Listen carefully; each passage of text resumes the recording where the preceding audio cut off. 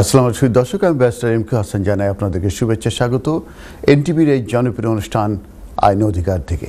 সেই দর্শক, আইন অধিকার একটি আইন বিষয়ক পরামর্শমূলক অনুষ্ঠান।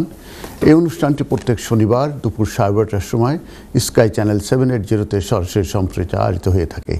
স্ক্রিনের উপরে যে নাম্বারটি আপনারা দেখতে পাচ্ছেন সেই নাম্বারে আপনারা আমাদেরকে কল করুন এবং asylum, lease, PPI, divorce, family matters যে কোনো বিষয়ে আপনি আমাদেরকে কোশ্চেন করতে পারেন। কোশ্চেন করবার সময় একটি বিষয়ে সবসময় সতর্ক থাকবেন, আপনাদের টিভির ভলিউমটি মিউট করে রাখবেন, আমাদের সঙ্গে সরাসরি কথা বলবেন, তাহলে আমরা আপনাদেরকে শুনতে পাবো এবং আপনাদের প্রশ্নগুলোর উত্তর দিতে পারবো। সেই দর্শক, বরাবরের মতো আমি আপডেট দিয়ে থাকি। তো আপডেট প্রথমে আমি শুরু করব, যদি কল আসে কল নেব এবং মাঝে মধ্যে আমি আপডেট দেব। প্রথম যে আপডেটটা আমি দিতে চাচ্ছি সেটা হচ্ছে যে হোম অফিস অ্যানাউন্স করেছে যে তারা প্ল্যান করছে যে হোম অফিসের যে অ্যাপ্লিকেশন প্রসেসিং ফিস আছে এই ফিসটা তারা ইনক্রিজ করতে যাচ্ছে। তো এটা গত 16 তারিখে তারা একটি বিল, তারা একটা ড্রাফট বিল মূলত তারা হাউস অফ কমন্সে তারা লে ডাউন করেছে এবং এটার উপরে মূলত আলোচনা সমালোচনা হওয়ার পরে হাউস অফ কমন্স থেকে পাস হওয়ার পরে এটা হাউস অফ লর্ডসে যাবে এবং হাউস অফ লর্ডসে যাওয়ার পরে এটা যখন পাস হবে তারপরে এটা ইফেক্টিভ হবে। তো যে কারণে এই যে সময়টুকুন লাগবে এইটা অ্যাপ্রুভ হতে by the House of Commons এবং হাউস অফ লর্ডস, সেই সময়টুকুন পরে যখন অ্যাপ্রুভের পরেই মূলত এটা ইফেক্টিভ হয়ে যাবে। তো এটার যে বিষয়গুলোতে মূলত এই ইমিগ্রেশন ফিসটা ইনক্রিজ হচ্ছে তার ভিতরে ওয়ার্কার স্পন্সরশিপ, মানে এমপ্লয়ারদের যেসব খরচপাতি আছে, ফিস আছে, সেইগুলো মূলত বাড়তে যাচ্ছে। ন্যাচারালাইজেশন যে অ্যাপ্লিকেশনগুলো হয়ে থাকে সেগুলো বাড়তে যাচ্ছে। আর হচ্ছে ইলেকট্রনিক ট্রাভেল অথরাইজেশন এর ক্ষেত্রে যে ফিসটা আছে সেটাও বাড়তে যাচ্ছে।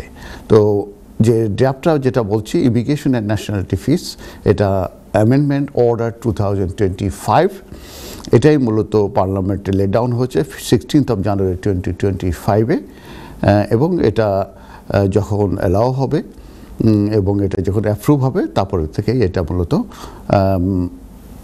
ইফেক্টিভ হবে। তো এটা হওয়ার যে কারণ হিসাবে বলা হয়েছে যে এটা রিডিউস করবে the Reliance of the immigration and border system on taxpayer funding. আমরা জানি যে ট্যাক্সপেয়ার ফান্ডিংয়ের উপর কিন্তু অনেকাংশে রিলাই করতে হয়। তো সেটার থেকে মূলত যাতে রিলায়েন্সটা কমে সেই কারণে মূলত এই ইনক্রিজের কথা বলা হয়েছে। আর প্রথমে আমি যেটা বলেছিলাম যে এমপ্লয়ার্স যারা আছে, যারা sponsoring workers on the skill worker কিংবা আদার ওয়ার্ক ভিসা রুটে, তারাই মূলত সিগনিফিক্যান্ট ইনক্রিজ তারা ফেস করতে যাচ্ছে। সার্টিফিকেট অফ স্পন্সরশিপ এবং রিপ্লেসমেন্ট স্পন্সর্স এই ওয়ার্কারের যে প্রসেস আছে এটির উপরে এই যে ফিসগুলো আছে সেটা অনেক বেশি পরিমাণে বাড়তে যাচ্ছে। তো কলা আছে? হ্যালো, হ্যালো কলা, আসসালামু আলাইকুম। ওয়ালাইকুম আসসালাম। জি ভাই, আমার একটা কোয়েশ্চেন হলো, জি, আমার ওয়াইফ স্কিল ওয়ার্কার ভিসা পাবেন, জি জি, আর আমি অপারেটে। তো আমার আপনার বেবি আছে, দুইজন বেবি আপনার নতুন হয়েছে মাত্র জানুয়ারি 8 তারিখ।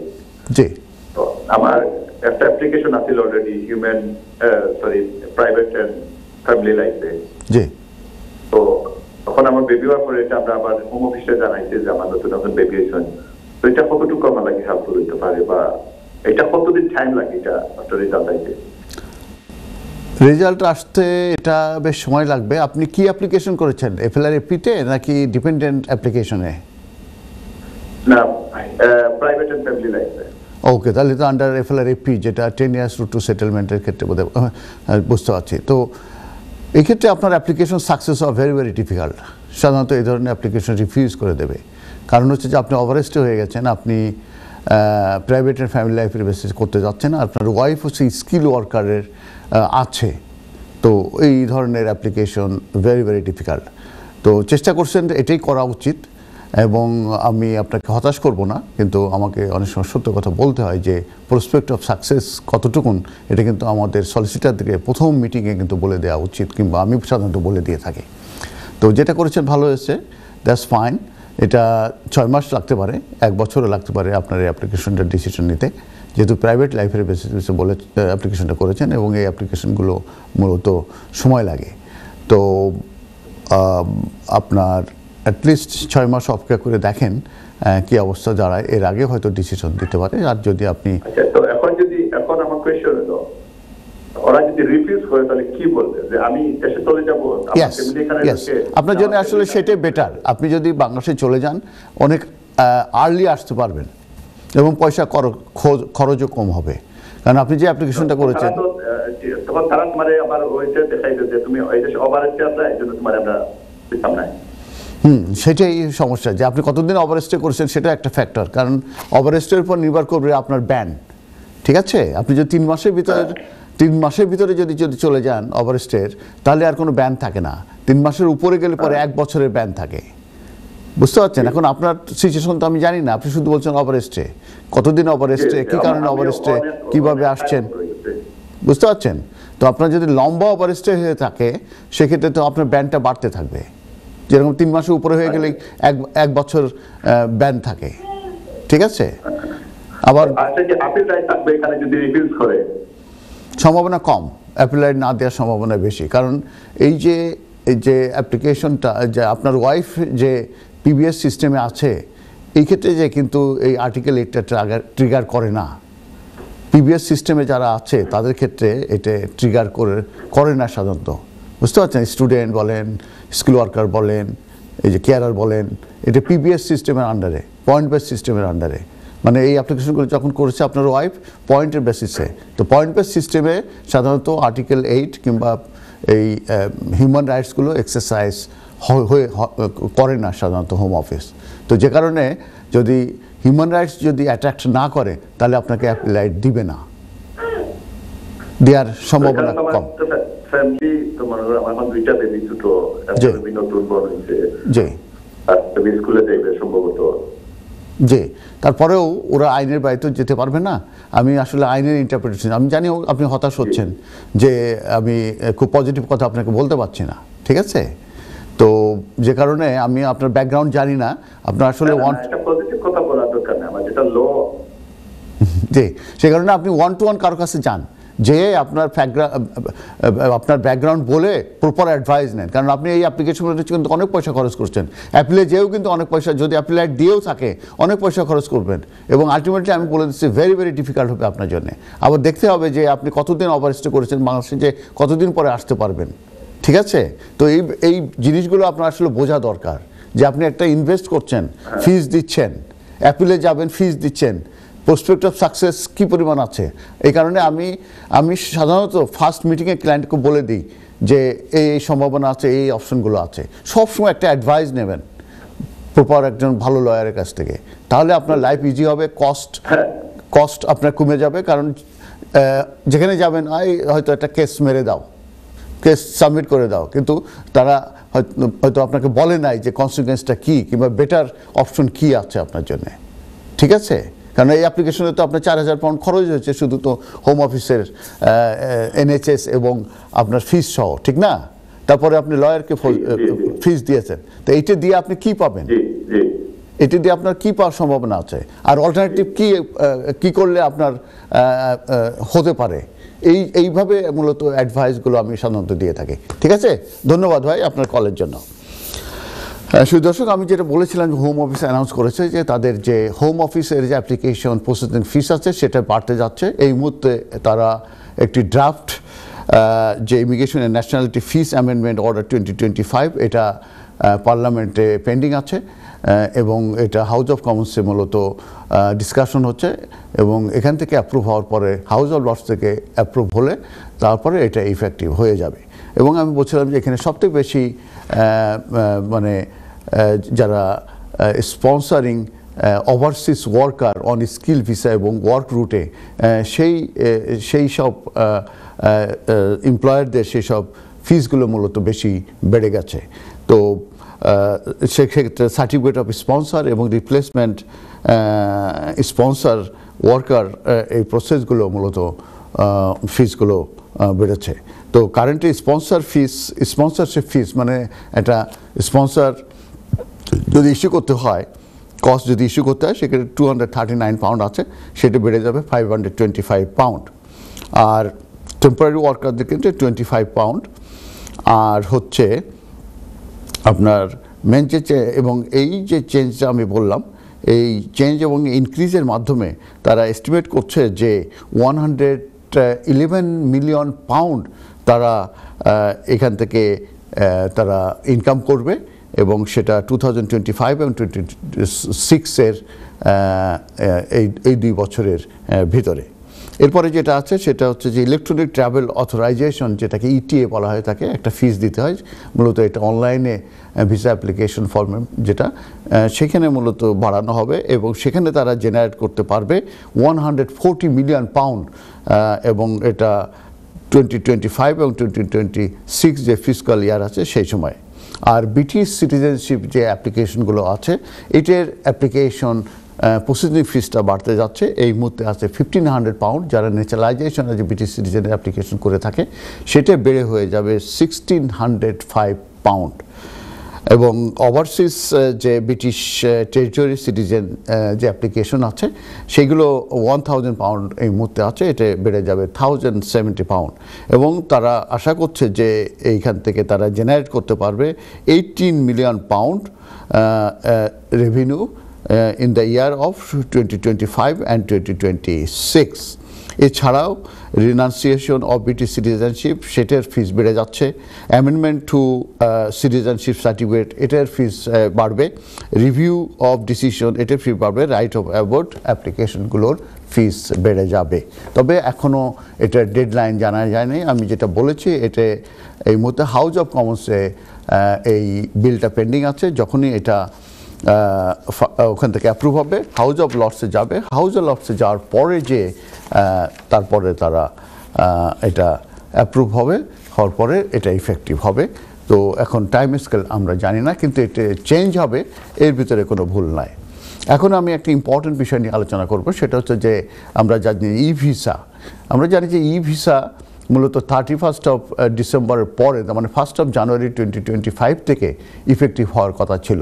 তো ই ভিসা বলতে সেটাই বোঝায় যেটা হচ্ছে যাদের ফিজিক্যাল ডকুমেন্ট আছে, যেমন বিআরপি, বিআরসি, কিংবা যাদের পাসপোর্টে স্টাম্প, এই ধরনের যেসব ডকুমেন্ট, এটাকে ফিজিক্যাল ডকুমেন্ট বলা হয়। এই ডকুমেন্টগুলো মূলত আর ইউজ করা যাবে না। সেটা ইনিশিয়ালি যে ডেডলাইন দেওয়া হয়েছিল সেটা হচ্ছে 31 ডিসেম্বর 2024 এর পরে, যে পরবর্তীতে রিসেন্টলি হোম অফিস অ্যানাউন্স করেছে যে এই ইফেক্টিভ ডেটটা মূলত পিছিয়ে দেওয়া হচ্ছে, সেটা হচ্ছে 31 মার্চ 2025 পর্যন্ত। অর্থাৎ 31 মার্চ 2025 পর্যন্ত ই ভিসা ছাড়াও আপনি অ্যাব্রোড যাতায়াত করতে পারবেন। তো আমি এই মুহূর্তে 3টা সিনারিও আছে, সেই 3টা সিনারিওর উপর আমি এখন আপনাদেরকে আলোচনা করব। তবে একটা জিনিস আপনারা মনে রাখবেন, যারা এখনও ই ভিসা অ্যাকাউন্ট খোলেন নাই, তা অবশ্যই ই ভিসা অ্যাকাউন্ট খুলবেন, এবং যারা খোলেন না তারা কিন্তু খুলতে থাকবেন।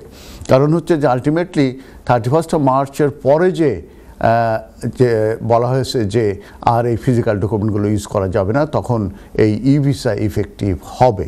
অতএব আপনারা মনে করেন না যে এটা পোস্টপন্ড হয়ে গেছে, এটা বন্ধ হয়ে গেছে, না, এটা শুধু টাইম যেটা ছিল ইফেক্টিভ ডেট, সেইটাই মূলত একটু এক্সটেনশন করা হয়েছে, টাইম এক্সটেনশন দেওয়া হয়েছে। কল আছে, হ্যালো কলার, আসসালামু আলাইকুম। কলার, হ্যাঁ আসসালামু আলাইকুম। আসসালামু আলাইকুম, বলুন। জি, আচ্ছা, আমার একজন কুটুম আইসেন, নিজস্ব স্টুডেন্ট, গত মাস 1 মাস আগে আইসেন। এখন কোথায় স্টুডেন্ট আইসেন, এখন 1 বছরের বিষয় ফাউন্ডেশন। তখন তাই সাইডা কথা ও এখন দোকানের লোকে মারছিল, তারা কইছে দিব ওয়ার্ক পারমিট, ওরাইয়া দিব ওটা আমার। এখন তারা যে দোকানে কইছেন তারা খাম দিতে পারত না, এটা খামর পারমিশন করাইয়া দিবা। এটা কতটুক হাসা বা কতটুক না, আমার মনে হচ্ছে যে যারা এগুলো বলছে সে সঠিক নয়, কারণ সে ফাউন্ডেশন কোর্সে আসছে, এটা কমপ্লিট করতে হবে, তার মেন কোর্স কমপ্লিট করতে হবে, তারপরে তাকে সে স্কিল ওয়ার্কারে সুইচ করতে পারবে। কারণ কোনো স্টুডেন্ট যদি এদেশে আসে এবং তার যদি কোর্স কমপ্লিট না করে থাকে, তাহলে কিন্তু সে স্কিল ওয়ার্কারে সুইচ করতে পারবে না। অতএব তারা যেটা বলছে এটা সঠিক নয়। আশা করি আপনার প্রশ্নের উত্তর পেয়েছেন। ধন্যবাদ আপনাকে আমাদেরকে কোশ্চেন করার জন্য। তো আমি যেটা বলছিলাম যে বায়োমেট্রিক ই ভিসার ক্ষেত্রে আমি যেটা বলেছিলাম যে এখন আমি 3টে সিনারিও নিয়ে আমি আলোচনা করব। সেটা হচ্ছে যে যাদের ই ভিসা এই মুহূর্তে নাই, তো তাদের ক্ষেত্রে কি হতে পারে। সেই ক্ষেত্রে বলা হচ্ছে যে তারা কন্টিনিউয়াসলি তারা কিন্তু ট্রাভেল করতে পারবে। You can continue to travel with your passport and physical immigration document. যদি বা 31 ডিসেম্বরে যদি বা আপনাদের কার্ড এক্সপায়ার করে গেছে, এটা কোনো সমস্যা না। আপনি এক্সপায়ার কার্ড দিয়ে এবং পাসপোর্ট দিয়ে আপনারা যদি ই ভিসা আপনাদের অ্যাকাউন্ট নাও থাকে, আপনারা কিন্তু 31 মার্চ পর্যন্ত আপনারা কিন্তু ট্রাভেল করতে পারবেন। এবং আমি যেটা বলেছি সেটা হচ্ছে যে আপনাদের যে বায়োমেট্রিক কার্ড সেটা এবং আপনাদের ফিজিক্যাল ডকুমেন্ট এবং পাসপোর্ট নিয়ে আপনারা ট্রাভেল করতে পারবেন। আর এই ক্ষেত্রে বলা হচ্ছে যে যদিও আপনাদের কার্ড এক্সপায়ার করে গেছে, কিন্তু যেহেতু আপনার ভিসা 31 ডিসেম্বরের পরে যেহেতু আছে, অতএব আপনারা ট্রাভেল করতে পারবেন। এবং এই যে ফিজিক্যাল ডকুমেন্টটা, এটার ব্যাপারে কনফার্ম করা হয়েছে গভর্নমেন্ট থেকে যে deemed valid for travel until at least 31 March 2025। তার মানে ফিজিক্যাল ডকুমেন্টটা যদি 31 ডিসেম্বর পর্যন্ত থেকে থাকে 2024-এ, কিন্তু এটা ভ্যালিড করে দেওয়া হচ্ছে অটোমেটিক্যালি। অতএব আপনার যদি ই ভিসা না থাকে এখন পর্যন্ত, অ্যাডভাইজেবল ই ভিসা আপনি খুলে ফেলবেন। আর ই ভিসা না থাকলেও আপনার যে ফিজিক্যাল ডকুমেন্ট আছে আর পাসপোর্ট দিয়ে আপনি যাতায়াত করতে পারবেন অ্যাব্রোড। এইবার আসি যে ই ভিসা এবং বিআরপি, যাদের ই ভিসা অ্যাকাউন্ট আছে এবং বিআরপি আছে, তারাও কিন্তু কন্টিনিউলি ট্রাভেল করতে পারবে।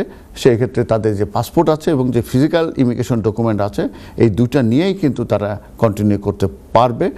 এবং সেক্ষেত্রে অবশ্যই আপনাদের কিন্তু ভ্যালিড ইমিগ্রেশন পারমিশন লাগবে। তার মানে আপনাদের ভিসা আছে বিয়ন্ড 31 মার্চ কিংবা আরও বেশি। সেক্ষেত্রে আপনারা ই ভিসা থাকলে এবং বিআরপি কার্ড নিয়ে আপনারা যাতায়াত করতে পারবেন।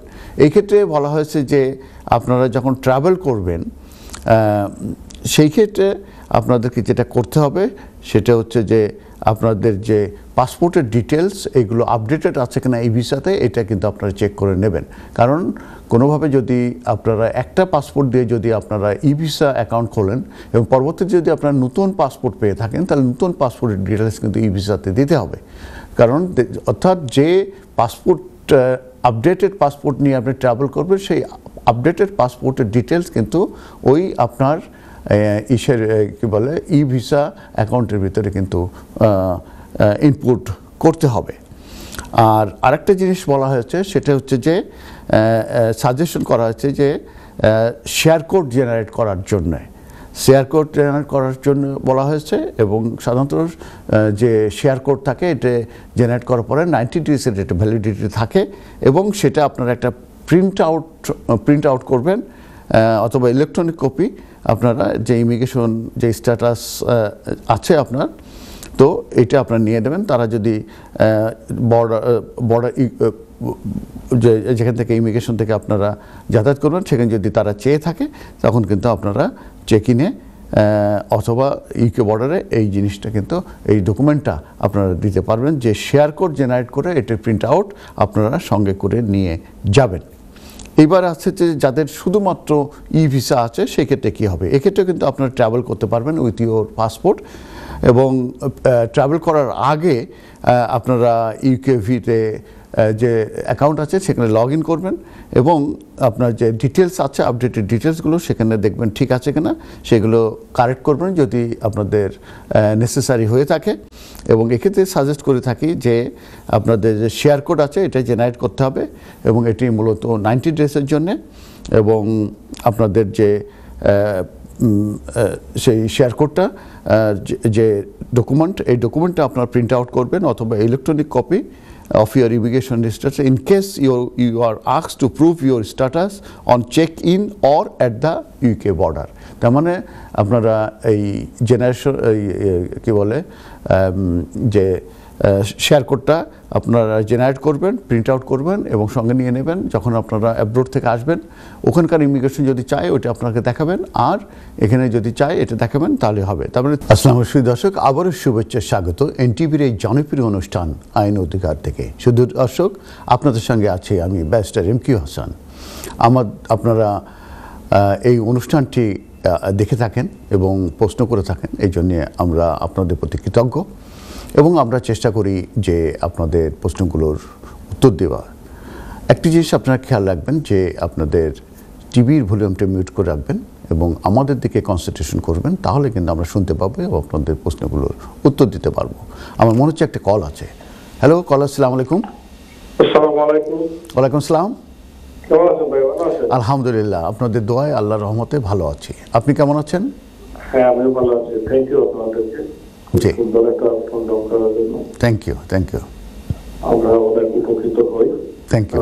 আমার প্রশ্ন হচ্ছে ভাই, আমরা এই দেশের লিভ টু রিমেইন আছি। আমার বাচ্চার 7 ইয়ার্স রোটে রাইটে, 10 ইয়ার্স রোটে আছে। তো আমার বড় বাচ্চা ব্রিটিশ হয়ে গেছে, আর ছোট বাচ্চা লিভ টু রিমেইন, আর আমরাও লিভ টু রিমেইনে আছি। আমাদের সেকেন্ড এক্সটেনশন আমার আর আমার ছোট বাচ্চা হয়ে গেছে 3-4 মাস আগে। আর আমার ওয়াইফের নেক্সট এক্সটেনশন হচ্ছে জুনের সেকেন্ড উইকে। তো আমরা তিনজনেই ই ভিসা হয়ে গেছে। ব্রিটিশ বাচ্চা তো ই ভিসা লাগে না। হ্যালো, জি, আপনার প্রশ্ন কি? ব্রিটিশ বাচ্চা কি ই ভিসা করতে হবে? না, ব্রিটিশ পাসপোর্ট থাকলে, ব্রিটিশ পাসপোর্ট যারা হোল্ডার আছে এবং আইরিশ পাসপোর্ট হোল্ডার যারা আছে তাদের জন্য ই ভিসার প্রয়োজন নাই। ওকে, তো আমরা তিনজন লিভ টু রিমেইনে আছি। জি। তো আমাদের ই ভিসা হয়ে গেছে। ও, কংগ্রাচুলেশন, ওয়েল ডান। এখন আমার প্রশ্ন হচ্ছে, আমরা প্রথমে বিআরপি ই ভিসা করেছিলাম, আর পরে নতুন পাসপোর্ট আমরা পাইছি। নতুন পাসপোর্ট দিয়ে আবার মানে ওদের সংযুক্ত করেছে। এখন বিআরপি লগ ইন করলে আর মানে কিছু দেখা যায় না, পাসপোর্ট নাম্বার দিয়ে লগ ইন করলে সবকিছু আছে। আমার প্রশ্ন হচ্ছে, পাসপোর্ট নাম্বার কি আমাদের এই ই ভিসার মধ্যে থাকবে, মানে দেখতে পাবো কিনা? হ্যাঁ, বুঝতে পারছেন? জি। আপনার এখন প্রশ্নটা কি? আমার প্রশ্নটা হচ্ছে যে আমি পাসপোর্ট নাম্বার দিয়ে লগ ইন করলে আমার ই ভিসার অ্যাকাউন্ট দেখায়, সবকিছুই দেখায়, বাট পাসপোর্ট নাম্বার কোনো জায়গায় আমি দেখি নাই। জি। তো পাসপোর্ট নাম্বার কি থাকতে হবে কিনা আমি জানি না, আপনি বলবেন। আর দ্বিতীয় প্রশ্ন হচ্ছে, আমার ওয়াইফের জুনের দিকে ভিসা শেষ হবে, আমরা এর ভিতরে কি মার্চের দিকে কি দেশে যেতে পারবো? জি। গেলে কি ভালো থাকে, ওইটা একটু বলুন না। জি। কেউ কেউ বলতেছে যে না, ওদের তো শর্ট টাইম হয়ে যায়। জি। তো আমার ওয়াইফের আমি বোঝাচ্ছি। তো নাম্বার ওয়ান হচ্ছে, এক নম্বর প্রশ্নের উত্তর হচ্ছে যে ই ভিসার মেন উদ্দেশ্য হচ্ছে যে কোনো ফিজিক্যাল ডকুমেন্ট ছাড়া শুধু পাসপোর্ট দিয়ে চলাচল করা। আপনার এই ই অ্যাকাউন্টের মাধ্যমে আর পাসপোর্ট, ফিজিক্যাল ডকুমেন্ট আপনার দরকার নেই। বিআরপি বলেন, বিআরসি বলেন, কিংবা ইন্ডোর্সমেন্ট বলেন, হোয়াট এভার ইট ইজ, এটা হচ্ছে উদ্দেশ্য। তো আপনার যে অ্যাকাউন্ট, সেই অ্যাকাউন্ট কিন্তু লিঙ্ক উইথ ইউর পাসপোর্ট। অতএব পাসপোর্টের মাধ্যমে কিন্তু আপনার ই ভিসা অ্যাকাউন্টে কিন্তু আপনি লগ ইন করতে পারবেন। অতএব লগ ইন করলে আপনি কিন্তু এটা পাচ্ছেন, ঠিক আছে? অতএব আপনারটা পারফেক্ট আছে, কোনো অসুবিধা নেই। আর বায়োমেট্রিক রেসিডেন্ট পারমিট কার্ড যেটা আছে সেটা তো 31 ডিসেম্বরে তো এক্সপায়ার করে গেছে, ওটা দিয়ে তো আর ই ভিসায় কোনো কাজে লাগবে না, কিন্তু আপনি এটা সঙ্গে রাখতে পারেন চলাচলের জন্যে। কিন্তু আপনার মেন হচ্ছে পাসপোর্টের মাধ্যমে আমি চলাচল করবেন, এইটাই হচ্ছে ই ভিসা মেন উদ্দেশ্য। অন্য কোনো ফিজিক্যাল ডকুমেন্ট আর প্রয়োজন নাই, ঠিক আছে? জি। আর সেকেন্ড প্রশ্নটা হচ্ছে আপনি জুনের আগে আপনারা যদি ফেরত আসেন, ডেফিনেটলি খেয়াল রাখবেন যে এই অ্যাপ্লিকেশনগুলো কিন্তু একটু কমপ্লেক্স আছে, এগুলো অনেক ইনফরমেশন লাগে, অ্যাপ্লিকেশন করতে একটু সময় লাগে। তো যে কোনো লয়ারদের করতে গেলে আপনারা অ্যাটলিস্ট 2 to 3 weeks সময় দেওয়া উচিত, ঠিক আছে?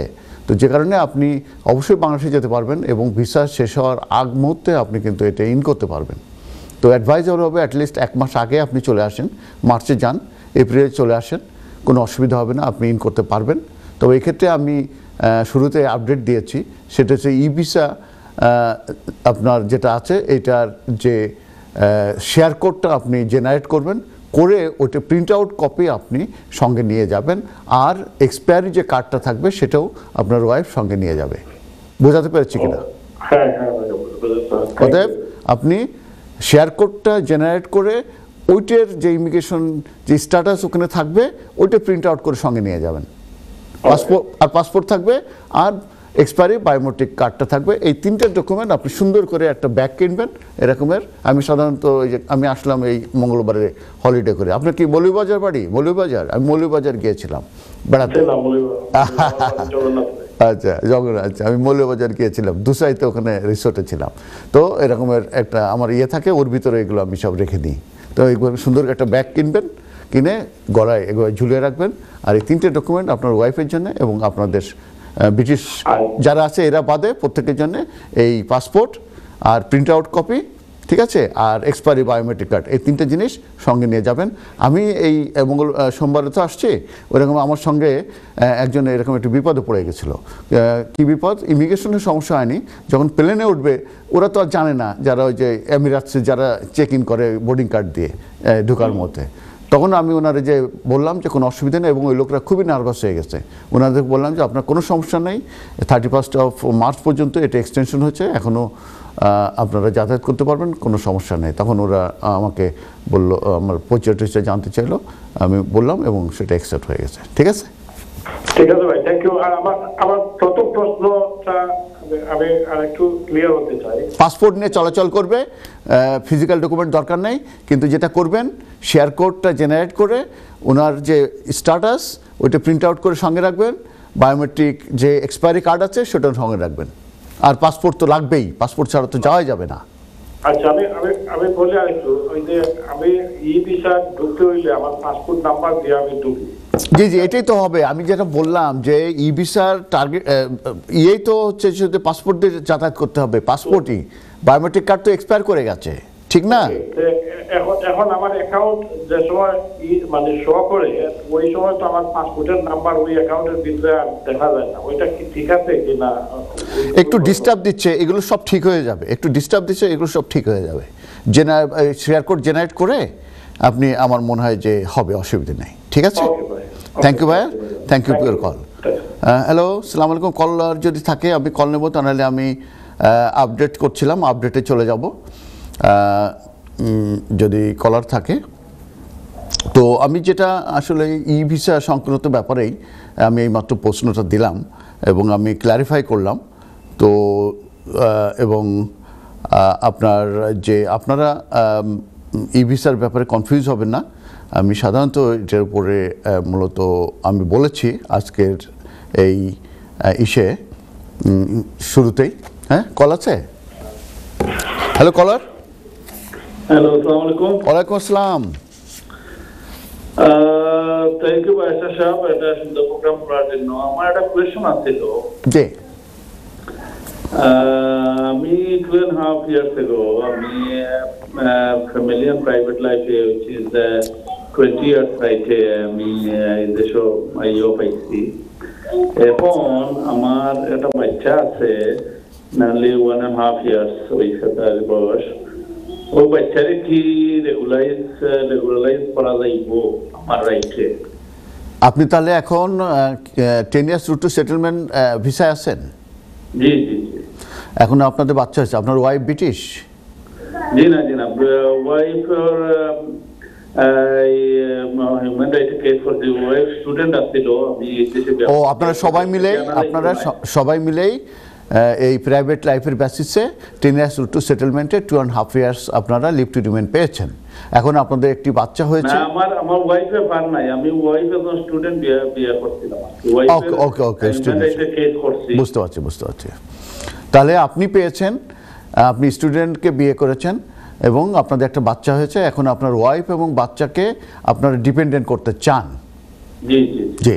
তো আপনার এই ক্ষেত্রে আমি যেটা বলি যে আইনটা একটু অন্য রকমের। সেটা হচ্ছে যে আপনার যেহেতু টেম্পোরারি ভিসা আছে এই প্রাইভেট লাইফের বেসিসে, এই 10 years route to সেটেলমেন্ট, সেক্ষেত্রে আসলে কোনো ইমিগ্রেশন রুলস নাই যে তারা ডিপেন্ডেন্ট। আপনার এক প্রোগ্রামে ওই রেজাবাইয়ের সাথে রেজাবাই প্রোগ্রাম যে বাচ্চাকে রেগুলারাইজ করা যাবে। আমি যেটা বলি শোনেন, তো আপনার ওয়াইফ এবং বাচ্চা দুজনে অ্যাপ্লিকেশন করবে আপনাকে ডিপেন্ডেন্ট হওয়ার জন্যে, ঠিক আছে? তো এইটির ব্যাপারে আসলে তেমন কোনো আইন নাই, ইমিগ্রেশন রুলস নাই যে এটা হবেই। এটা যেটা হবে এটা আবার প্রাইভেট লাইফের বেসিসে, ঠিক আছে? তো আপনারা অ্যাপ্লিকেশন করতে পারবেন। ফি ওয়েভারের জন্য অ্যাপ্লিকেশন করে প্রথমে ফি ওয়েভারের জন্য দুজনের জন্য আপনি আপনার ওয়াইফ এবং বাচ্চার জন্য অ্যাপ্লিকেশন করবেন, তাহলে কিন্তু অনেক ফিস প্রায় 8,000 পাউন্ড চলে যাবে দুজনে, ঠিক আছে? তো যে কারণে আপনি যেটা করবেন, ফি ওয়েভারে অ্যাপ্লিকেশন করে সাকসেস হওয়ার পরে আপনার বাচ্চা এবং ওয়াইফকে ডিপেন্ডেন্ট হিসাবে অ্যাপ্লিকেশন করবে, ঠিক আছে? ধন্যবাদ আপনার কলের জন্য, ধন্যবাদ। শুধু দর্শক, আমি একটা ইম্পর্টেন্ট আপডেট দেব, কারণ হচ্ছে যে ই ভিসা নিয়ে অনেকেই প্যানিক করছে এবং ই ভিসা নিয়ে তারা অ্যাব্রোড যাচ্ছে আসছে এবং অনেক সময় তারা, আমি যেটা বলেছি যে আমি যখন এয়ারপোর্টে ছিলাম গত সোমবারে, আমি বাংলাদেশ থেকে এসেছি, তখন একটা ফ্যামিলি এরকম প্রবলেম ফেস করছিল, তখন আমি তাদেরকে হেল্প করেছি। তো তখন তারা বুঝেছে ইমিগ্রেশনের সমস্যা হয় না, তারা জানে, কিন্তু ওই যে আমিরাতে যখন উঠছিল তখন তারা বলছিল যে এটা ঠিক আছে কিনা, তখন আমি তাদেরকে বুঝাই বললে তখন আর অসুবিধা হয়নি। তো এইটে যারা অ্যাব্রোড যাচ্ছে তাদের যদি ওই রকমের কোনো সমস্যা হয়ে থাকে, সেই সমস্যা কারোর জন্য যদি তাদের সাহায্য লাগে, এই কারণে home office 7 days in a week 24 hours একটা হেল্পলাইন টেলিফোন তারা ওপেন করেছে, ইন্ট্রোডিউস করেছে ফ্রম 1st of January 2025 থেকে। তো এই যে প্যাসেঞ্জার সাপোর্ট হেল্পলাইন যেটা আমি বলেছি 1st of January থেকে, এটা মূলত ইন্ট্রোডিউস করা হয়েছে, হোম অফিস ইন্ট্রোডিউস করেছে। এবং এটার কারণ হচ্ছে যে অ্যাসিস্ট করা যারা ট্রাভেলার্স যাচ্ছে with E visa related entry ইস্যুতে, যে কোনো রকম যদি সমস্যা হয়ে থাকে সেই সমস্যার সমাধান করার জন্যে তারা সরাসরি সেখান থেকে ফোন দিতে পারবে, কিংবা তাদের যে ক্যারিয়ার যারা আছে, মানে যেসব বিমানের লোকজন আছে কিংবা কোনো ইমিগ্রেশনে যদি কোনো সমস্যার সৃষ্টি করে, সেখান থেকে আপনারা ডাইরেক্ট ফোন দিতে পারবেন এবং সেই ফোন ওই ইমিগ্রেশন অফিসার কিংবা ওই যে প্লেনের লোকজন থাকবে তার সঙ্গে কথা বলতে পারবেন। এটা খুবই একটা ভালো জিনিস মূলত করা হয়েছে। এবং এই টেলিফোন নাম্বারটা হচ্ছে 0800-8766-921 0800-8766-921। এটা ফ্রি অফ চার্জ। তো আমি যেটা বলেছি যে as a part of the ইউকের যে transition to an e visa system, এই হোম অফিস এটা সেটিং আপ করেছে যে নিউ হেল্পলাইন ফর ইন্টারন্যাশনাল ট্রাভেলার্সদের জন্য, যাদের হয়তোবা এই প্রয়োজন, সাহায্যের প্রয়োজন রয়ে গেছে যখন তারা ইউকেতে এন্টার করবে from the abroad after travelling. এবং এই হেল্পলাইন যেটা অ্যাভেলেবেল হবে সকাল 9টা থেকে 24 hours, এটা 1st of January 2025 থেকে অলরেডি ইন্ট্রোডিউস হয়ে গেছে। আর এই scope of the helpline appears to be signpost callers on the option to resolving the situation if they encounter any issue returning to the UK, মানে আসার সময় যদি immigration কিংবা যেসব ক্যারিয়ার যারা থাকে তাদের সঙ্গে যদি তাদের কোনো ইস্যু হয়ে থাকে, কোনো সমস্যা হয়ে থাকে, তখন কিন্তু তারা এই ফেরার সময় তারা এই হেল্পটা তারা নিতে পারবে। আর এইটা this may include instructing the traveller to ask their carrier, যেটা আমি বলছি যে সেখানে ক্যারিয়ার যারা আছে, to contact the border force carrier support hub or to apply for a temporary visa if other option of verifying the traveler's right to enter the UK have failed. তো এটা একটা ভেরি ইম্পর্টেন্ট জিনিস। এবং নাম্বারটা আমি আরেকবার বলে দিচ্ছি, 0800-8766-921 ফ্রি অফ চার্জ। যারা ই ভিসা নিয়ে অ্যাব্রোডে গেছে, হলিডেতে গেছে এবং সেখান থেকে রিটার্ন করার সময় সেখানে যদি এন্ট্রি করার সময় যদি কোনো সমস্যা হয়ে থাকে, তাহলে তারা সেখান থেকে ডাইরেক্ট এই যে প্যাসেঞ্জার সাপোর্ট হেল্পলাইন আছে, যেটা 7 days in a week 24 ঘন্টা এটা ওপেন, তাদের সঙ্গে ফোন দিতে পারবে যদি তাদের এই ভিসা রিলেটেড এন্ট্রি ইস্যু সমস্যা হয়ে থাকে, তাহলে তারা অ্যাসিস্ট পাবে, কথা বলতে পারবে এবং ইমিগ্রেশন কিংবা যে ক্যারিয়ার যারা আছে প্লেনের লোকজন তারাও কথা বলতে পারবে। এটা একটা ভেরি ভেরি ইম্পর্টেন্ট। অতএব এটা নিয়ে আপনারা মোটে প্রেশান হবেন না, কিন্তু এই নাম্বারটা আপনারা নিয়ে নেবেন। এবার একটি আপডেট দেব, সেটা হচ্ছে যে ইদানিংকালে যে স্কিল ওয়ার্কার এন্ট্রি ক্লিয়ারেন্স অ্যাপ্লিকেশনগুলো হচ্ছে, সেখানে কিন্তু যে জেনিউনিটি ভ্যাকান্সি টেস্টের কে কল আছে। হ্যালো, আসসালামু আলাইকুম কলার। হ্যালো, আসসালামু আলাইকুম। জি, আপনি ব্যারিস্টার এমকে হাসানের সঙ্গে এনটিভিডি স্টুডিও থেকে সরাসরি কথা বলছেন। আপনার প্রশ্নটা করুন প্লিজ। জি, ওয়ালাইকুম আসসালাম। আমার একটা প্রশ্ন ছিল। জি প্লিজ বলুন। বলুন, আমি শুনতে পাচ্ছি কলার। জি, থ্যাংক ইউ। আমি শুনতে পাচ্ছি। আমার প্রশ্নটা হলো, আমার মার বয়স আজ 78 বছর চলতেছে। তো আমি 1 বছর আগে ওনার জন্য অ্যাটেন্ডেন্স অ্যালাউন্স অ্যাপ্লাই করছিলাম ওনার বিভিন্ন শারীরিক জটিলতার কারণে। জি। তো 1 বছর পরে তারা সেটা ক্যান্সেল করে দিয়েছে। 1 বছর পরে ক্যান্সেল করছে তারা। জি। তো করার পরে তারা বলল যে উনি এখনো সক্ষম নিজে নিজে চলতে। তা আমি আবার এটাকে আপিল করছি। আমার প্রশ্নটা হলো, এই যে আপিল করলাম, এই আপিলে ওনার জয়ী হওয়ার সম্ভাবনা কতটুকু? এখন এটা তো এই আর কি আমার প্রশ্ন। আর জয়ী আবার আপিলটা যদি রিজেক্ট হয়ে যায়, তাহলে কিছু করার আছে নাকি শেষ? এই যে অ্যাটেন্ডেন্স অ্যালাউন্স, এটা কিন্তু ডিসেবিলিটি লিভিং অ্যালাউন্স যেটা, সেটা হচ্ছে যে বাচ্চাদের জন্য পিআইপি যেটা, সেটা হচ্ছে যে বিলো 65 পর্যন্ত এবং 65-এর উপরে হচ্ছে অ্যাটেন্ডেন্স অ্যালাউন্স বলে। এই যে যেটা বললেন পিআইপি কিংবা ডিসেবিলিটি অ্যালাউন্স কিংবা অ্যাটেন্ডেন্স অ্যালাউন্স, এটাও তো মেডিকেল কন্ডিশনের কারণে কিন্তু দেয়া হয়। তো কারোর মেডিকেল কন্ডিশনের 2টা প্রবলেম থাকতে পারে। একটা হচ্ছে হাঁটা চলাফেরা করা, আর একটা হচ্ছে যে ওনার কোনো রকমের বুঝতে অসুবিধা আছে কি না, উনি নিজে অন্য জায়গা নিজে নিজে যেতে পারে কি না, এই 2টা কিন্তু মূলত অ্যাসেসমেন্ট হয়ে থাকে। তো ওনার যে সমস্যাগুলো, এগুলো কিন্তু ডেফিনেটলি আপনার জিপিকে বলতে হবে এবং জিপিকে বলার পরে ওইখান থেকে একটা মেডিকেল লেটার নিতে হবে এবং ওনার যে কম্পিউটারাইজ যে রেকর্ড আছে এগুলো নিতে হবে এবং একটা অ্যাপ্লিকেশন ফর্ম থাকে, সেই ফর্মটা আপনার কমপ্লিট করেছিলেন। এই অ্যাপ্লিকেশন ফর্মটা মনে হয় যে ইজি, কিন্তু ভেরি কমপ্লেক্স ফর্ম। কিন্তু ওইখানে আপনি যেসবগুলো বলবেন, টিক দেবেন, ওইটার উপরে কিন্তু মার্কস আছে। এটা কিন্তু অ্যাসেসমেন্ট যখন করে on the basis of the application কিংবা ইন্টারভিউর মাধ্যমে, এটা মূলত একটা মার্কস দেয় যে সে কত স্কোর করলো।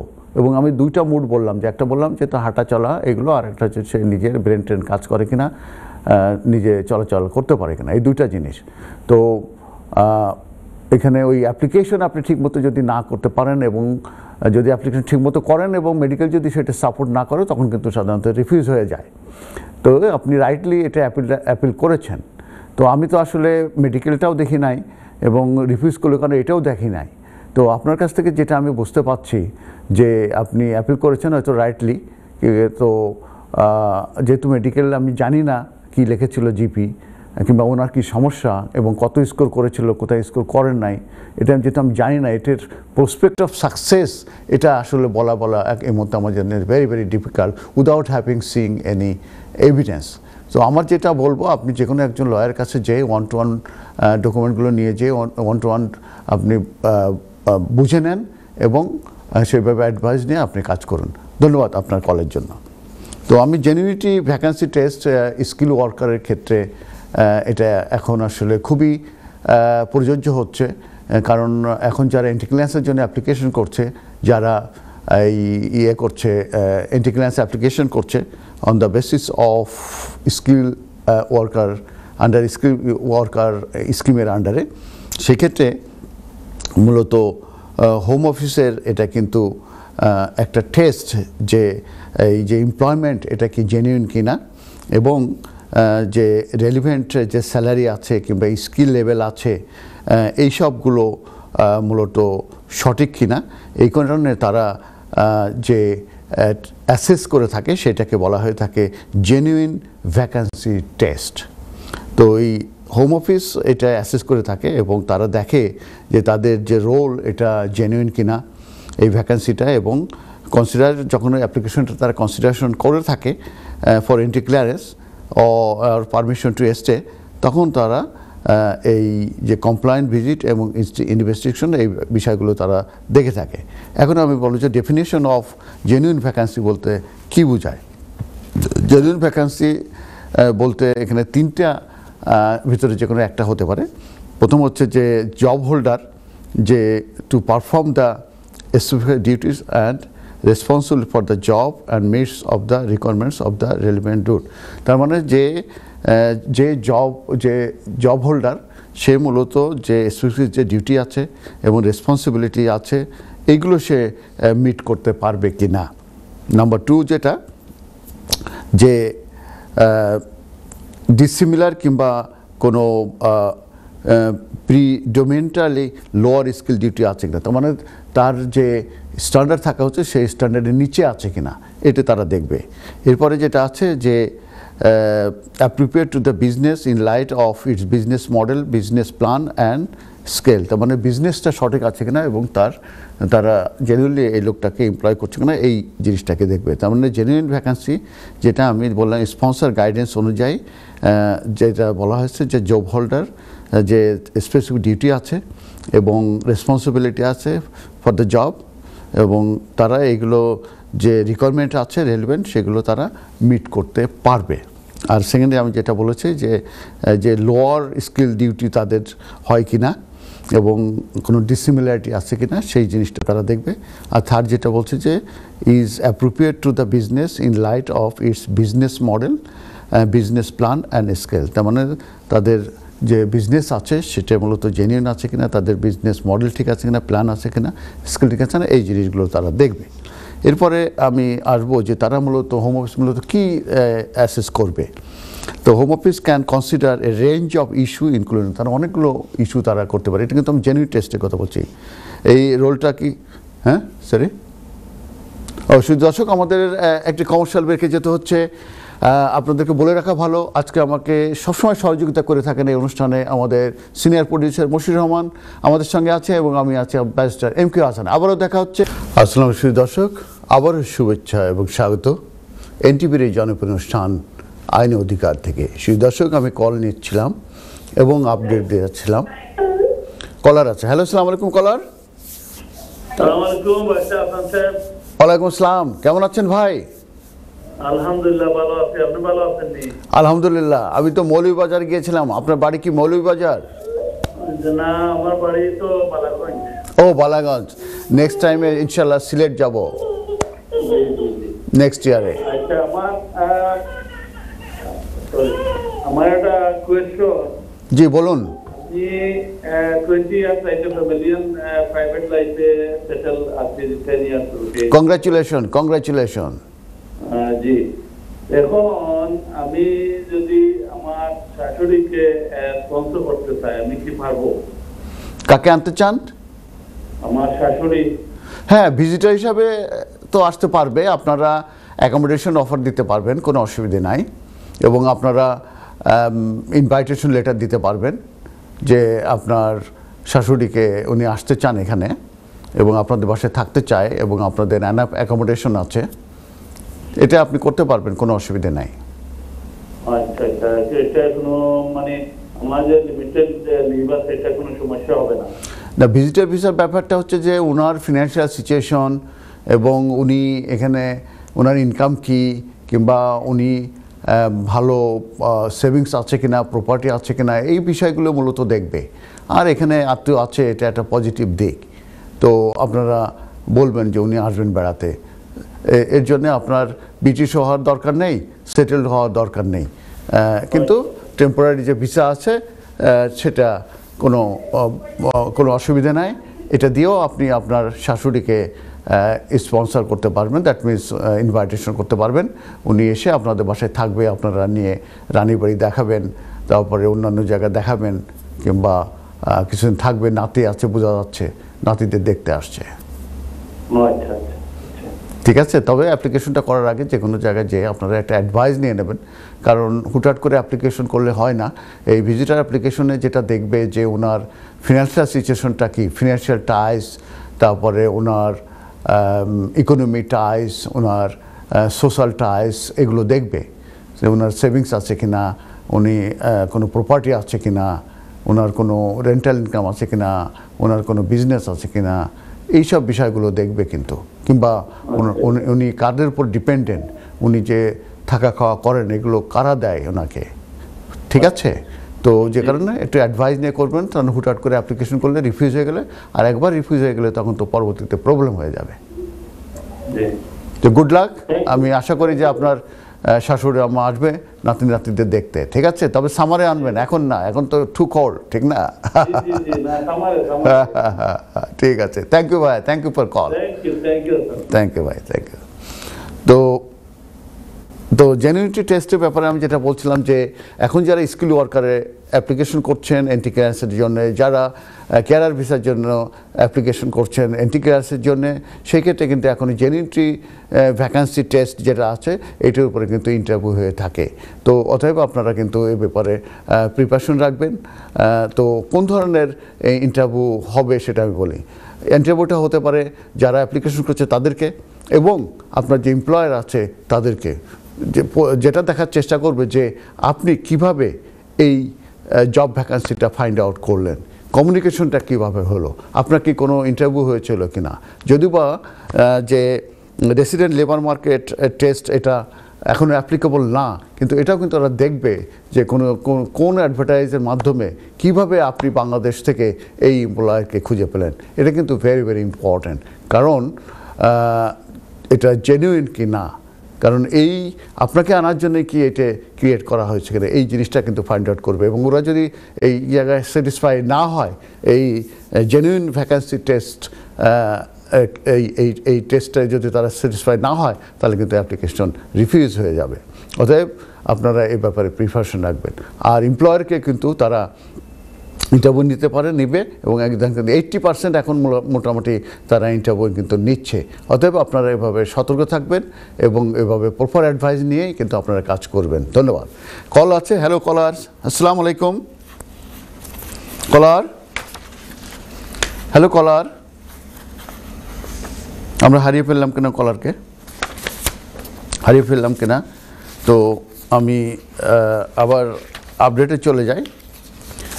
সেটা হচ্ছে যে এখন যে বিষয় নিয়ে আলোচনা করব আমরা, সেটা হ্যাঁ, ইন্টারভিউর ব্যাপারে বলছিলাম। অর্থাৎ ইন্টারভিউর ব্যাপারে যে কোশ্চেনগুলো থাকতে পারে সেটা হচ্ছে যে আপনি কিভাবে এমপ্লয়ারকে খুঁজে পেলেন, তারপরে কিভাবে আপনার কোনো ইন্টারভিউ হয়েছে কিনা, তারপরে আপনার কোনো এই সংক্রান্ত, যদি বা এক্সপিরিয়েন্স ইম্পর্টেন্ট না, যদি আপনি কোনো এক্সপিরিয়েন্স সার্টিফিকেট, তারা কিন্তু ওইটা ভেরিফিকেশন করতে পারে। এটা কিন্তু কেয়ারফুল থাকবেন, কখনোই কোনো রকম আপনারা কিন্তু ফেক ডকুমেন্ট দেবেন না, কারণ ফেক ডকুমেন্ট যদি ফাইন্ড আউট হয়ে থাকে এবং মিসরিপ্রেজেন্টেশন হয়ে থাকে, তাহলে কিন্তু 10 ইয়ার্স কিন্তু ব্যান করে দেবে। এই ব্যাপারে আপনারা ভেরি কেয়ারফুল থাকবেন। তো তারা কিন্তু কোনো ডকুমেন্ট, এক্সপিরিয়েন্স সার্টিফিকেট দিলে সেটাও ক্ষেত্রে যেও কিন্তু তারা এই ইয়ে করতে পারে, ভেরিফিকেশন করতে পারে। এবং আপনার যে কসের যে জব ডিসক্রিপশন আছে, আপনার বেতন কত, আপনার জব টাইটেল কি, কোথায় কাজ করবেন, অ্যাড্রেস কোথায়, আপনি কোথায় থাকবেন, এই বিষয়গুলো এবং কীভাবে কমিউনিকেশন হলো, কীভাবে আপনাকে সিলেক্ট করলো, এই বিষয়গুলো কিন্তু তারা দেখবে। ঠিক একইভাবে কিন্তু এমপ্লয়ারকে কিন্তু তারা ইন্টারভিউ নিতে পারে এবং সেক্ষেত্রেও কিন্তু তারা এই ধরনের জিজ্ঞেস করবে যে কোনো তারা যে লেবার মার্কেট টেস্ট যদিও বা অ্যাপ্লিকেবল না, কিন্তু তারা কোনো অ্যাডভার্টাইজ দিয়েছে কিনা এবং কিভাবে তারা এই আপনাকে খুঁজে পেলো কিংবা আপনাকে এমপ্লয়েড করলো, কীভাবে আপনার ইন্টারভিউ নিল, কী বৃত্তান্ত, এইসব ব্যাপার কিন্তু তারা ভেরিফাই করবে। এটাকেই বলে থাকে জেনুইন ভ্যাকান্সি টেস্ট, এটাকে বলে থাকে। এই জেনুইন ভ্যাকান্সি টেস্ট এখন কিন্তু খুবই ইম্পর্টেন্ট এবং তারা এটা কিন্তু দেখছে। এবার যে বিষয়টি নিয়ে আমি আলোচনা করব সেটা হচ্ছে যে অ্যাডাল্ট ডিপেন্ডেন্ট রিলেটিভস একটা রুলস আছে, ইমিগ্রেশন রুলস। এটার মাধ্যমে আপনি আপনার বৃদ্ধ বাবা মা, আপনার বৃদ্ধ ভাই বোন, আপনার বৃদ্ধ দাদা দাদি, আপনার বৃদ্ধ নানা নানি, আপনার অ্যাডাল্ট যদি চাইল্ড থাকে, এরাই কিন্তু এই অ্যাডাল্ট ডিপেন্ডেন্ট রিলেটিভসের ভিতরে পড়ে। তো অ্যাডাল্ট ডিপেন্ডেন্ট রিলেটিভসের যে অ্যাপ্লিকেশন করতে হয় সেই রুলস হচ্ছে অ্যাপেন্ডিক্স ADR। এই অ্যাপেন্ডিক্স ADR এর মাধ্যমেই মূলত এই অ্যাডাল্ট ডিপেন্ডেন্ট রিলেটিভ যারা আছে তাদের অ্যাপ্লিকেশন করা হয়ে থাকে। এখন আমি আলোচনা করব যে অ্যাডাল্ট ডিপেন্ডেন্ট রিলেটিভস যদি অ্যাপ্লিকেশন করতে হয়, যারা এই বৃদ্ধ যেসব বাবা মা, ভাই বোন, দাদা দাদি, নানা নানি কিংবা যদি চাইল্ড থাকে, তো সেই ক্ষেত্রে আসলে কি কি রিকোয়ারমেন্ট স্যাটিসফাই করতে হবে।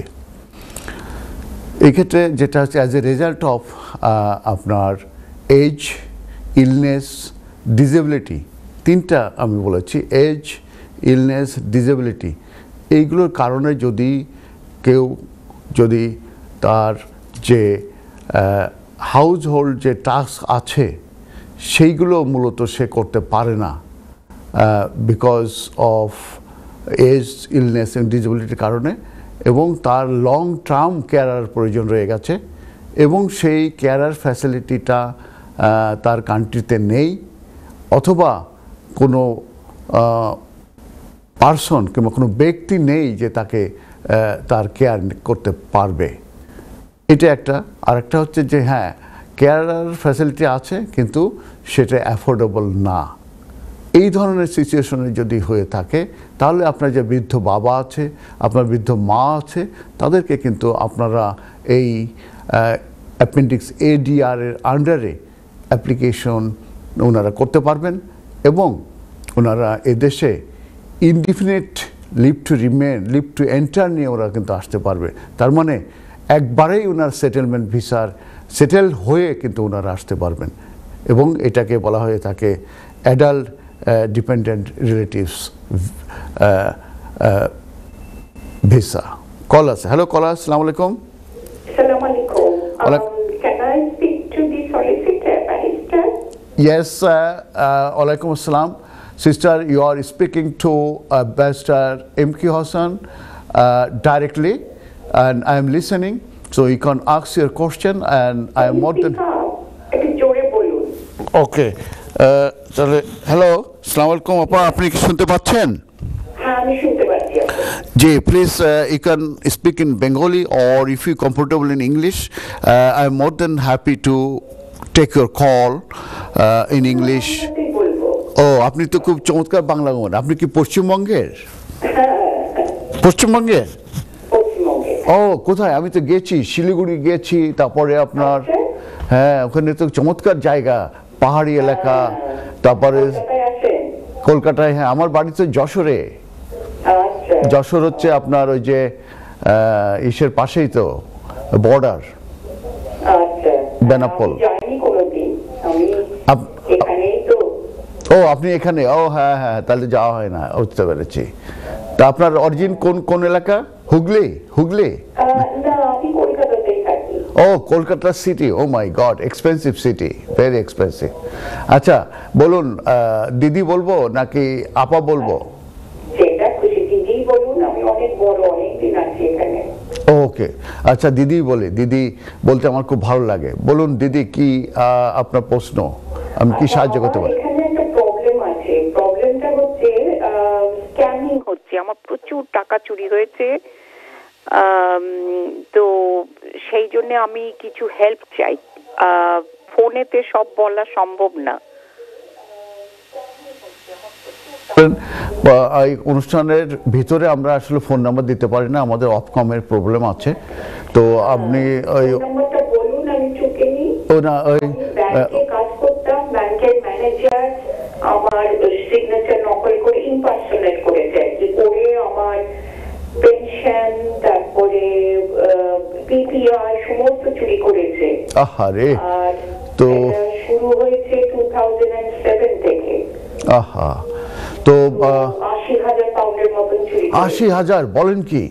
হ্যাঁ, আমি তো পাগল হয়ে যেতাম এত টাকা যদি আমার চুরি। আমি আঁকা পাতলা হয়ে গেছি। আহারে, তো দিদি আমি তো অন এয়ারের নাম্বার দিতে পারি না, অফকমের আমাদের সমস্যা আছে। এই নাম্বারে আপনি অনুষ্ঠান শেষে ফোন দিলে ওরা আমার নাম্বার দিয়ে দেবে। আচ্ছা ঠিক আছে, তখন আমি দেখি আপনাকে কিছু করতে পারলে আমার ভালো লাগবে, কারণ এতগুলো টাকা চলে গেছে। আহা, অবশ্যই অবশ্যই দিদি, ঠিক আছে, ধন্যবাদ আপনার কলের জন্য, অনেক ধন্যবাদ। ভালো থাকবেন, ভালো থাকবেন। তো আমি যেটা বলছিলাম যে অ্যাডাল্ট ডিপেন্ডেন্ট রিলেটিভের ক্ষেত্রে আমি যেটা বলছিলাম যে এটা এই ধরনের ভিসার অ্যাপ্লিকেশন করা সম্ভব, এবং এটা ইনডিফিনিট লিভ টু এন্টার দিয়ে দেবে এই অ্যাপ্লিকেশনে স্ট্রেট ওয়ে। এবং সেটার ক্ষেত্রে আমি বলেছি বৃদ্ধ দাদা দাদি, নানা নানি, মা বাবা, ভাই বোন এবং আপনার অ্যাডাল্ট যে চাইল্ড, তাদেরকে মূলত এই ভিসার আন্ডারে আনা যাবে এবং তাদেরকে একবারে সেটেলমেন্ট করে আনা যাবে। এবং আমি যেটা বলেছি যে এগুলো স্পন্সর করতে তারাই পারবে, সবাই কিন্তু পারবে না। যারা ব্রিটিশ সিটিজেন আছে, যারা আপনার সেটেল পারসন আছে, এবং যারা leave to remain in the UK under appendix ইউতে আছে, কিংবা যারা রিফিউজি স্ট্যাটাসে আছে, কিংবা হিউম্যানিটেরিয়ান প্রোটেকশন স্ট্যাটাস আছে, তারাই কিন্তু স্পন্সর করতে পারবে। হ্যাঁ, ইয়েস। হ্যালো, আসসালামু আলাইকুম। হ্যাঁ জি ভাইয়া, কোশ্চেনটা করুন প্লিজ। আমার কোয়েশ্চেনটা হলো ভাই, আমি পেনশনার মানুষ, বুঝছেন? আমার বয়স হলো 70+। জি, তো আমি আমার ওয়াইফকে আনতাম আর কি। আমি সেকেন্ড বের করছি, আমার আগের বের যেটা ডিভোর্স, এখন আমার ওয়াইফে ইসরও 5 বছর।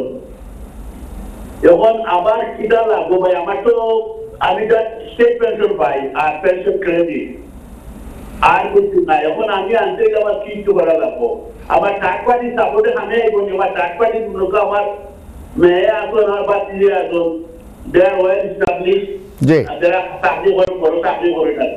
জি, থার্ড পার্টি সাপোর্টে আনতে পারবো। জি, থার্ড পার্টি আমার বুঝে হোক, প্লিজ আমার কিটা লাগবো।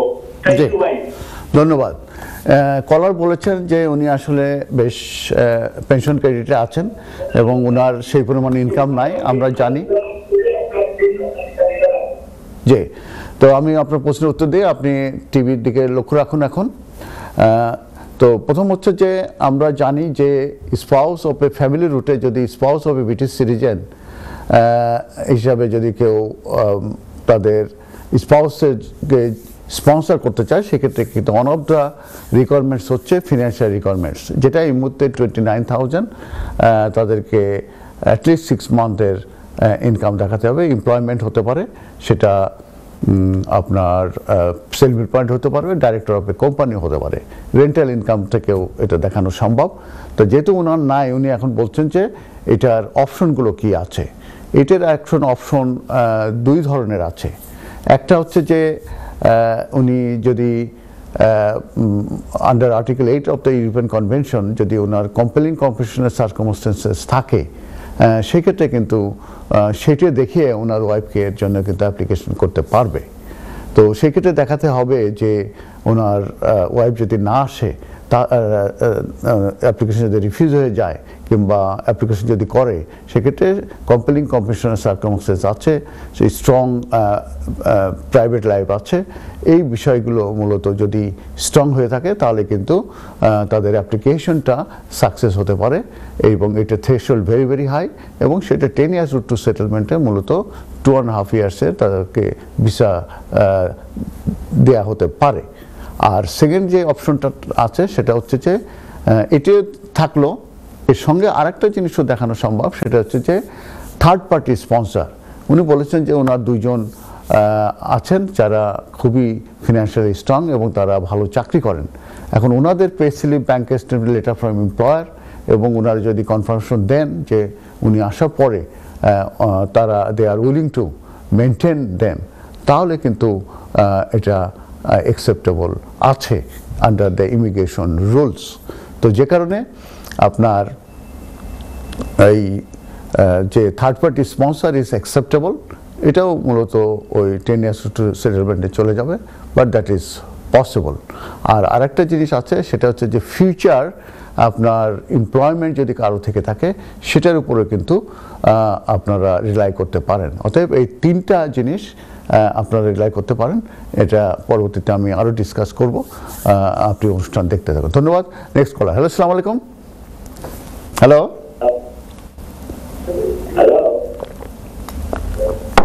আসসালামু আলাইকুম। জি ভাই, আপনার কোশ্চেনটা করুন।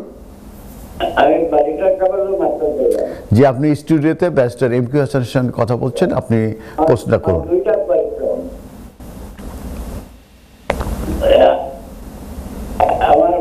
আমার একটা কোয়েশ্চন হইল, আমি এটা মুখিয়ার হিসাবে আমার বিজয় মানুষরে আমি হারাইতাম পারবো। Very difficult. নাম্বার টু হইল, আমার একটা মেয়ে আমি আর নাতি আমি বিজেপি আনতাম, তো বিজেপি আনতে আমার লাগবো। প্রথম কোশ্চেনের আনসার হচ্ছে যে কেয়ারার হিসাবে আনার জন্য সেই ধরনের কোনো অপশন নাই, নাম্বার ওয়ান। নাম্বার টু হচ্ছে ভিজিটার হিসাবে ওনারা আসতে পারবেন। ভিজিটার অ্যাপ্লিকেশন করতে হবে, আপনাদের যে রিলেশনশিপ সেটা আপনাদেরকে এস্টাবলিশ করতে হবে, অতএব ওনাদের বার্থ সার্টিফিকেট দিলে হবে।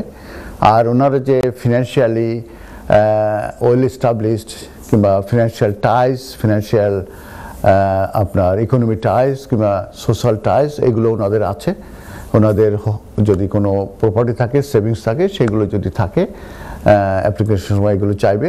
এগুলো যদি ওনারা ঠিকমতো অ্যাপ্লিকেশন করতে পারেন এবং এই এভিডেন্সগুলো দিতে পারেন, তাহলে ওনারা ভিসা অ্যাপ্লিকেশনটা, ভিজিটার অ্যাপ্লিকেশনটা কিন্তু রিভিউজ হতে, সাকসেস হতে পারে। তো এই ধরনের ভিজিটার অ্যাপ্লিকেশনগুলো যদি বা খুবই সহজ, কিন্তু যদি এটা সঠিকভাবে না হয় তাহলে কিন্তু রিভিউজ করে দেয়। অর্থাৎ আপনারা যেটা করবেন সেটা হচ্ছে যে আমার নকির বিজনেস আছে, জি জি, ইয়েস ইয়েস, ভেরি গুড। যদি বিজনেস থাকে তাহলে ওনার যে বিজনেস অ্যাকাউন্ট আছে কিংবা পার্সোনাল অ্যাকাউন্ট আছে, ওনার কী পরিমাণ মানে টার্নওভার আছে, তারপরে উনি কী পরিমাণ ওনার সেভিংস আছে, ওনার বিজনেস রিলেটেড ডকুমেন্টস যেরকমের আপনার ট্রেড লাইসেন্স, উনি যে ট্যাক্স পে করে কিনা, টিএনও সেটা আছে কিনা, ওনার যে প্রিমিজের যেটা বিজনেসের সেটা টেনেন্সি এগ্রিমেন্ট আছে কিনা, তারপরে ওনার যে কি বলে আপনার হোম ওনার কিনা কিংবা অন্য কোনো প্রপার্টি আছে কিনা, অন্য কোনো রেন্টাল ইনকাম আছে কিনা, এইসব বিষয়, এইসব এভিডেন্স যদি থাকে তাহলে আপনার নাতি অ্যাপ্লিকেশন করতে পারবে। আর আপনার যে মেয়ে, সে আপনার ওনার তার ছেলে ডিপেন্ডেন্ট হিসাবে তারা অ্যাপ্লিকেশন করতে পারবে এবং এই অ্যাপ্লিকেশন করতে সাকসেস হওয়ার সম্ভাবনা থাকবে। তো সবসময় আমি যেটা বলে থাকি, ডিসক্লেমার, যে আপনারা যে কোনো লয়ারের কাছে যে অন টু অন আপনাদের কথা বলে বুঝে তারপরে আপনারা অ্যাডভাইস নিন এবং সে অনুযায়ী কাজ করুন। ধন্যবাদ। যে হঠাৎ করে লার্জ অ্যামাউন্ট দেখালে হবে না, তা দুজনে মিলে যদি 15-20 লাখ টাকা থাকে তাহলে একটু ভালো হয়। ঠিক আছে, 10 লাখ টাকা পারলেও হবে, অসুবিধা নেই। ঠিক আছে, যে হবে হবে। ওরা আসলে দেখতে চায় যে রেগুলার একটা ইনকাম আছে, খরচ টরচ দেওয়ার পরে রিজনেবল একটা অ্যামাউন্ট আছে যেটা দিয়ে সে এখানে এসে চলাফেরা করতে পারবে, ঘুরতে পারবে। আপনি তো অ্যাকোমোডেশন দিচ্ছেন, শুধু তারা চলাফেরা করে, ঘোরা, খাওয়া দাওয়া, এটা জানি যে খরচ হবে। নেক্সট কলার। হ্যালো, আসসালামু আলাইকুম। কলার, হ্যালো। জি, আসসালামু আলাইকুম। আসসালামু আলাইকুম। কলার শুনতে। জি, আপনার কোশ্চেনটা করুন ভাইয়া। ভাই আমি লাস্ট ইয়ার জুলাই 11 তারিখ আমি দিয়ে করলাম, অ্যাপ্লিকেশন করলাম। পরে তারা ফোনের মাধ্যমে আমার ইন্টারভিউ নিয়েছে। ইন্টারভিউ নিয়ে 1 সপ্তাহ পরে জানাইছে যে 8 সপ্তাহ নিচে তারা আমার জানাইব পিএইচডি দিব কিনা। প্রায় 11 সপ্তাহ হয়ে গেছে, এখনো কিছু জানাইছে না। ইন্টারভিউ নেওয়ার পরে একটু সময় লাগে, আসলে ইন্টারভিউ নেওয়ার পরে একটু সময় লাগে, এটা নিয়ে চিন্তার কোনো। জি, ওরা বললেও একটু সময় নেয়। ইন্টারভিউটা তখনই নেয় যদি ওদের ফার্দার ইনভেস্টিগেশন লাগে, কোনো ক্লারিফিকেশন লাগে, সেই কারণে ওরা ইন্টারভিউ নিয়ে থাকে। তো যে কারণে ওরা নিশ্চয়ই ভেরিফিকেশন করছে, ক্লারিফিকেশন করছে, এবং এটা করতে সময় লাগে, যে কারণেই আসলে সময় নিচ্ছে। এটা নিয়ে পেশানি হওয়ার কিছু নাই। 8 সপ্তাহ বললেও যে 8 সপ্তাহের ভিতরে ভেরিফিকেশনটা কমপ্লিট হবে, এটা কোনো গ্যারান্টি নাই। আপনি যেটা করতে পারেন, একটা পেইড একটা আছে, আপনার পেইড একটা ইমেল আছে, ওইটা পেড করলে ওরা ইমেল আনসার দেবে অ্যাপ্লিকেশনটার কি সিচুয়েশন আছে। এটা আপনি করতে পারেন। ঠিক আছে ভাইয়া?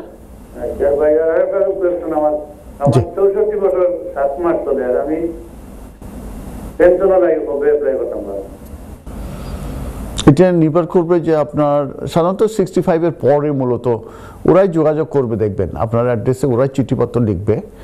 আর তো আপনি অপেক্ষা করেন, ওরা যোগাযোগ করবে আপনার সঙ্গে। ঠিক আছে? থ্যাংক ইউ ভাই। তো আমি অ্যাডাল্ট ডিপেন্ডেন্ট রিলেটিভের উপরে আমি আসলে আপডেট দিচ্ছিলাম যে আপনারা কিন্তু বাবা মা, বৃদ্ধ বাবা মা, বৃদ্ধ ভাই বোন, বৃদ্ধ নানা নানি, দাদা দাদি এবং অ্যাডাল্ট চাইল্ডকে আপনারা কিন্তু স্পন্সর করে নিয়ে আসতে পারবেন। এবং স্পন্সর তারাই করতে পারবে যারা ব্রিটিশ সিটিজেন, যারা সেটেল পারসন, যারা leave to remain under EU appendix EU, এবং যারা রিফিউজি স্ট্যাটাসে আছেন এবং প্রোটেকশন স্ট্যাটাসে আছেন। এই 5টা ক্যাটাগরির তারা মূলত তাদের বৃদ্ধ বাবা মাকে তারা ইনডিফিনিট লিভ টু এন্টারে তাদেরকে নিয়ে আসতে পারবেন। তার মানে একবারে সেটেলমেন্ট, একবারে আইলার নিয়ে তারা আসতে পারবে। এবং সেক্ষেত্রে আমি বলেছি due to age, illness and ডিসেবিলিটির কারণে যদি তাদের কেয়ারার প্রয়োজন হয়ে থাকে এবং তাদের লং টার্ম কেয়ারার প্রয়োজন রয়ে গেছে, এবং তাদের ফিনান্সিয়ালি যদি ইউকে থেকে হেল্পও করা যায়, কিন্তু সেই কেয়ারার ফ্যাসিলিটিটা অ্যাভেলেবেল নাই, কিংবা। তো শ্রী দর্শক, আমাদের অনুষ্ঠান একেবারে শেষে চলে এসেছে। অসংখ্য অসংখ্য ধন্যবাদ প্রডিউসার মশিউর রহমানকে, ধন্যবাদ আমাদের অডিয়েন্সকে, ধন্যবাদ এনটিভি ম্যানেজমেন্টকে, এবং অবশ্যই আমাদের দর্শক যারা কল করেছেন এবং যাদের কল নিতে পারে নাই তাদের প্রতি অ্যাপোলজি। আবারও সামনে দেখা হবে। ভালো থাকবেন, সুস্থ থাকবেন, আমার জন্য দোয়া করবেন, আপনাদের জন্য দোয়া রইল। আল্লাহ হাফেজ, আসসালামু আলাইকুম।